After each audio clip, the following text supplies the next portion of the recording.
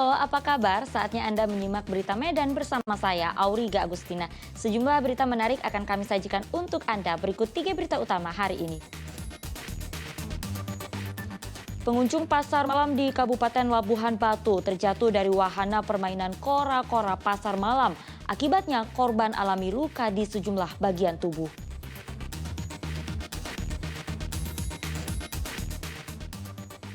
Penyidik dari Kejaksaan Tinggi Kisaran Kabupaten Asahan memeriksa pelapor kasus dugaan pemerasan keluarga tersangka narkoba yang dilakukan seorang jaksa.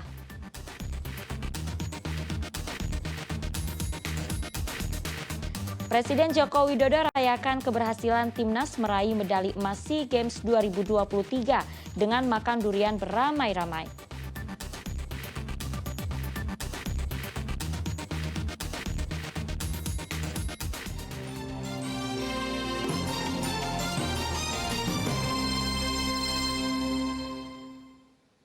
Informasi pertama untuk Anda, sungguh mengerikan seorang pengunjung pasar malam dibawa ke rumah sakit akibat terjatuh dari wahana permainan pasar malam di desa Sidorukun, Kecamatan Pangkatan, Kabupaten Labuhan Batu. Korban terjatuh dari wahana permainan pemacu adrenalin kora-kora.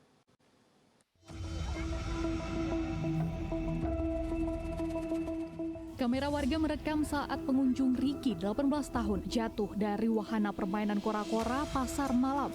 Jatuhnya korban mengakibatkan pengunjung lainnya panik. Pengelola langsung menghentikan operasional wahana permainan. Korban dievakuasi dengan kondisi pingsan. Menurut operator wahana permainan, saat kejadian korban berada di sisi kiri ujung wahana, namun tidak dalam posisi duduk yang benar. Saat wahana berayun dengan kecepatan tinggi, korban diduga kehilangan kontrol di tempat duduknya hingga terjatuh. Setelah jatuh langsung saya berhentikan apanya bang, saya suruh apanya kan penjaga karcisnya tuh ke bawah untuk si korban lah.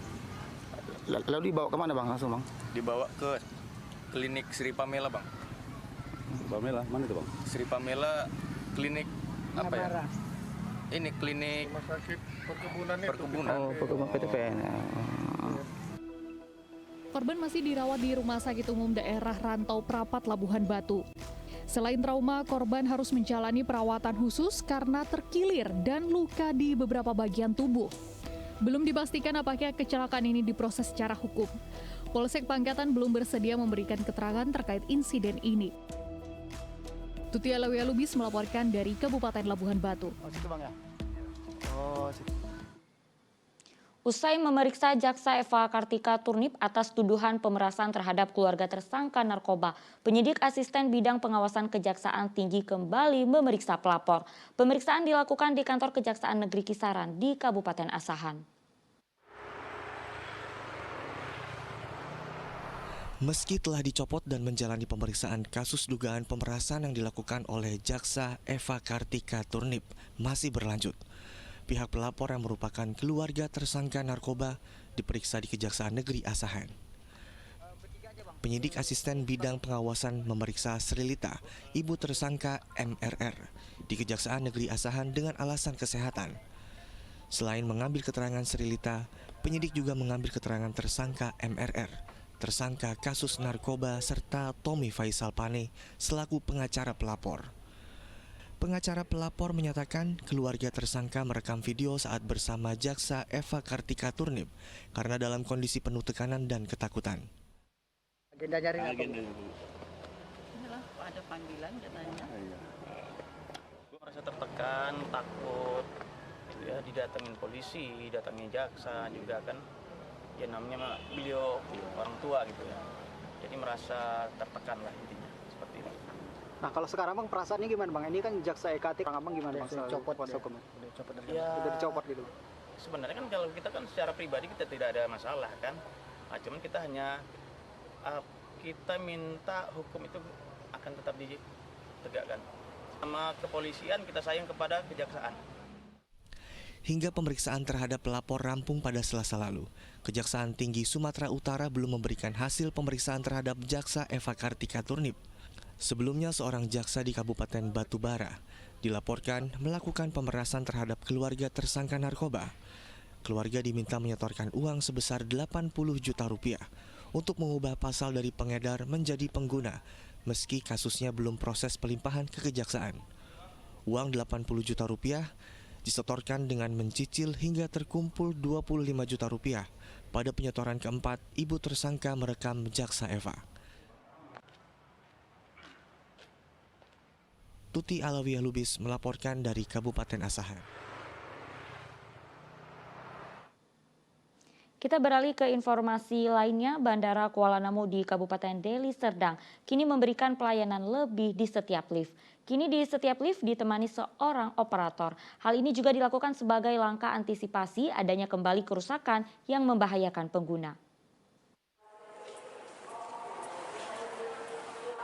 Usai tewasnya seorang wanita yang terjatuh dari lift Bandara Kuala Namu di Kabupaten Deli Serdang, Sumatera Utara pada 24 April 2023 kemarin, hingga kini pihak Bandara Kuala Namu terus melakukan evaluasi untuk mengantisipasi kejadian yang sama tidak terulang kembali. Salah satu evaluasi dilakukan pihak bandara ialah mengaktifkan 2 lift dengan meletakkan 1 orang operator setiap liftnya. Terkait dengan tugas setiap operator adalah menanyakan kepada semua pengguna lift untuk tujuan lokasi, sekaligus mensosialisasikan pintu keluar dan pintu lift bandara. Dijaga ya? Iya. Jadi abang penjaga liftnya ya? Berarti di sini dari mulai jam berapa bang? Dari jam 2 kalau kami bang. Gimana bang?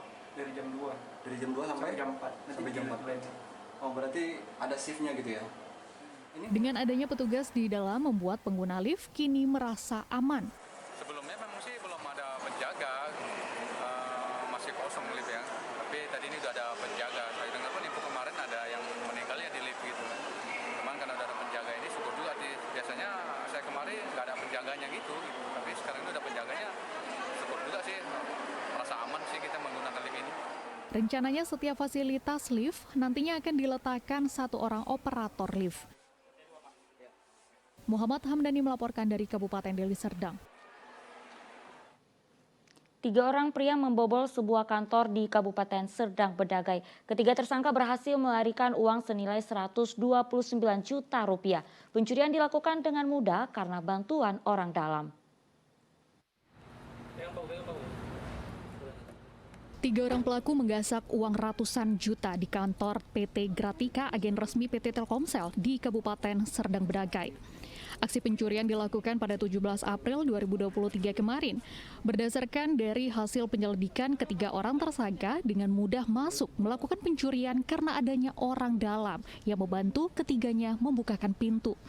Setelah masuk di dalam kantor, ketiga pelaku langsung mengincar kotak brankas yang tersimpan di dalam ruangan kasir. Setelah mendapat laporan dari korban dan memeriksa beberapa orang saksi, petugas dari Polres Serdang Bedagai kemudian menangkap ketiga tersangka di kediamannya pada 4 Mei 2023 kemarin.